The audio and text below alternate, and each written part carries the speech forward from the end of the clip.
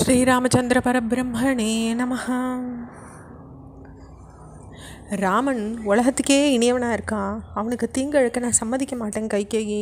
வாழ்வினுடைய இறுதி கட்டத்தை நெருங்கிட்டேனா, இப்போ வயது முதிர்ந்தவனாக இருக்கேன்.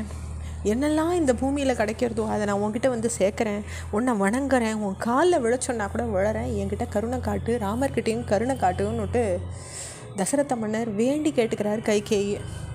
ரொம்ப சோகத்தில் ஆழ்ந்துட்டவரும் கண்ணீர் விட்டு கதறின்னு இருக்கிறவரும் ரொம்ப பரிதாபத்துக்குரிய நிலையை அடைஞ்சிட்டவருமான மன்னரை பார்த்து கைகேயி மீண்டும் கொடுமையான வார்த்தைகளை தான் பேசுகிறாங்க.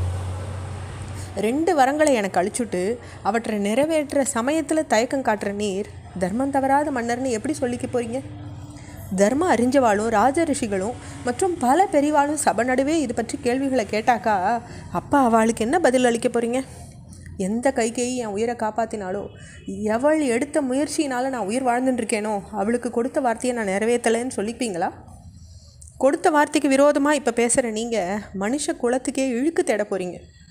பருந்தா வந்து இந்திரனுக்கு கொடுத்த வாக்குறுதிக்காக சிபி சக்கரவர்த்தி தனது உடல்லேருந்தே சதையை வெட்டி அதுக்கு தந்தார் இல்லையா? அலர்கண் அப்படின்ற ராஜரிஷி கொடுத்த வார்த்தையை காப்பாற்றுறதுக்காக தன்னுடைய 2 கண்களையும் பிடுங்கி கொடுத்தார். கரையை கடக்கிறதில்லைன்ற தேவர்கள் கொடுத்த வாக்கை காப்பாற்றுறதுக்காக சமுத்திரம் இன்றைக்கி வர கரையை கடக்காது இருக்குது. தர்ம நெறிய போதிக்கும் இந்த நிகழ்ச்சிகளையெல்லாம் மனசில் வச்சுட்டு நீர் கொடுத்த வார்த்தையை இப்போ காப்பாற்றணும்னுட்டு கைகேயி தசரதர்கிட்ட மீண்டும் வற்புறுத்தி சொல்கிறாங்க. மேலும் கேட்குறாங்க, அதர்மமான வழியில் மனசை செலுத்திட்ட அரசனே கொடுத்த வாக்கை மீறுறதுன்ற பாவ காரியத்தை செஞ்சுட்டு ராமனுக்கு முடிசூட்டி கௌசல்யோட வாழலாம்னு திட்டமிட்டிருக்கீங்களா? கொடுத்த வார்த்தையை நிறைவேற்றுறதுக்காக செய்ய இருக்க வேண்டிய தன்மை எதுவாக இருந்தாலும் அந்த காரியத்தை செஞ்சிட வேண்டியதானே? தர்மமோ அதர்மமோ நியாயமோ அநியாயமோ எதுவானாலும் சரி, செய்ய வேண்டிய காரியத்தை செஞ்சு வாக்குறுதியை காப்பாற்றணும். இந்த விதியை மீறுறதுக்கு நீங்கள் முயற்சிக்க வேண்டாம். ராமனுக்கு பட்டாபிஷேகம் நடந்தால் உங்கள் கண்முன்னையே கொடிய விஷத்தை குடித்து நான் உயிரை மாச்சிப்பேன், இது நிச்சயம். ராமனது தாயார் எல்லார்கிட்டையும் மரியாதையை பெற்றுக்கொள்ளும் காட்சியை ஒரு நாள் கூட என்னால் பார்த்துட்டு இருக்க முடியாது. அதை விட மரணமே மேலானது.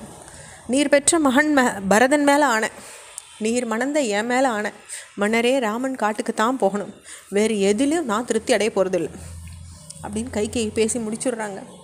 தசரதர் அங்கமெல்லாம் நோகிறது, நொந்து போயிடுறார். அவருடைய இந்திரியங்கள்லாம் செயலற்று போகிறது. இம கொட்டாமல் கைகேயே அவர் விழித்து பார்த்துட்டே இருக்கார். இடி போல் நெஞ்சு தாக்கிட்ட கைகேயினுடைய கோரமான சபதத்தை கேட்டு ரொம்ப மனசு புண்பட்ட போன தசரத மன்னர் ராமான்னு வாய்விட்டு அலறிட்டு ஒரு வெட்டுண்ட பெரிய மரம் தரையில் எப்படி சாயுமோ அப்படி சாஞ்சுடுறார். சித்தம் கலங்கி போன மனநோயாளி போல தாறுமாறாக பெதிற்ற தொடங்கிட்டார். அந்த தர்மம் தவறாத மன்னர் கைகேயை பார்த்து உறுதியிழந்த குரலோட மீண்டும் பேசுகிறார். உனக்கு இது போன்ற யோசனையை சொன்னது யார்? பேய் பிடிச்சிட்ட மனசை கொண்டவளான நீ உன்னால் பேசப்படுற வார்த்தையை நினச்சி வெக்கப்படாமல் இருக்கியே, அது ரொம்ப விந்தை தான். இதுவரையில் உன்கிட்ட இப்படி ஒரு குணக்குறை இருக்குன்றத நான் அறியலையே. புதுசாக உன்கிட்ட இந்த கொடுமையை நான் பார்க்குறேனே. இப்படிப்பட்ட மன தடுமாற்றம் வரத்துக்கு காரணம் என்ன புரியலையே. இந்த உலகத்துக்கும் உனக்கும் கணவனான எனக்கும் எல்லாத்துக்கும் மேலான உன் பரதனுக்கும் நலம் செய்ய நீ விரும்பினாக்கா இந்த விகாரமான எண்ணத்தை விட்டுடு. நான் செஞ்ச பாவங்களின் விளைவா தீமை செய்யறதுக்காகவே பிறந்து அழிவு தொழிலை இறங்கி விட்டவளே, கெட்டவளே, என்கிட்ட என்ன குற்றத்தை பார்த்த? இல்லை ராமன்கிட்ட தான் என்ன குறைய கண்ட? உன்னை புரிஞ்சுக்கோ, ராமனை விரட்டிட்டு பரத சிம்மாசனத்தில் அமர மாட்டான். ஏன்னாக்கா அவன் ராமனை காட்டிலும் கூட தர்ம நெறியில் மேம்பட்டவன். தசரதர் மேலும் சொல்கிறார், ராமனுடைய பட்டாபிஷேகம் பெரிவாளோட கலந்து ஆலோசித்து நிச்சயிக்கப்பட்டது. தர்ம நெறியை ஒத்து எடுத்த முடிவு. அந்த முடிவு தலைகீழாக மாற்றப்படுறதை என்னால் எப்படி சகிச்சுக்க முடியும்? ராமனுடைய பட்டாபிஷேகன்றதை நிறுத்தினாக்கா என்னை பற்றி எல்லாரும் என்ன சொல்லுவாங்க?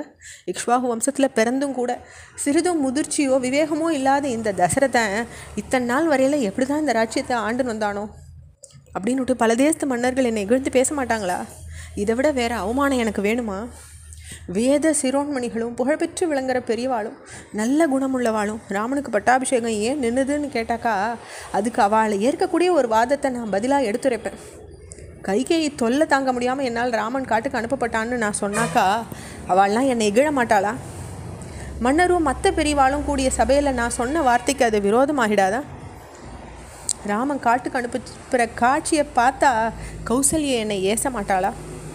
இன்னும் மேலும் தசரதர் கேட்குறார். அவருடைய வார்த்தைகளுடைய தொடர்ச்சியை நம்ம அடுத்த பகுதியில் பார்ப்போம். ஸ்ரீராமச்சந்திர பரபிரம்மணே நமஹ.